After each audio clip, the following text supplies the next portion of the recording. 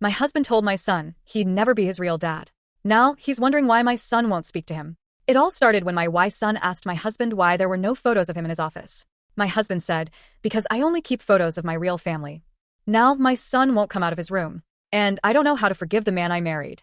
I had Mason when I was 21. His father was a summer fling who ghosted the second I told him I was pregnant. I raised Mason on my own for 5 years. Just me, him, and a tiny apartment with peeling wallpaper and a leaky faucet I could never afford to fix. Then I met Eric. He was calm, safe, the kind of man who brought extra snacks on dates, just in case Mason got hungry.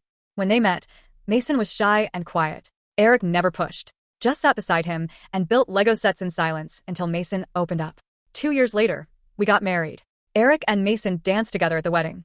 Mason called him dad by choice. Eric said he was honored. We had a daughter, Lila, 3 years ago. She's 4 now, energetic, talkative, and Eric's absolute pride and joy. But somewhere in the middle of late-night feedings and first birthdays, Mason started fading into the background. Eric stopped going to school events. Never posted about him. The bedtime story stopped. I noticed, but I didn't want to see it. Then last week, I took Mason to Eric's office. He's a real estate agent and has a wall of framed family photos. All of them were of Lila, not one of Mason.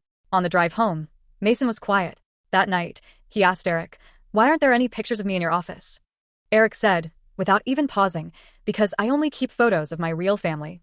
I was in the hallway when I heard it. Mason didn't cry. He just nodded, walked to his room, and shut the door. He hasn't come out for dinner since. Won't speak to Eric.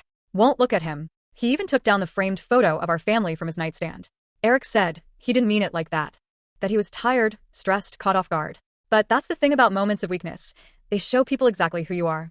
Now Mason sleeps with headphones on. He told me yesterday he wants to go by my maiden name again. Eric keeps asking how to fix it. But you don't fix something like that with gifts or apologies. You fix it by never saying it in the first place. And honestly, I don't think I can ever unhear it either.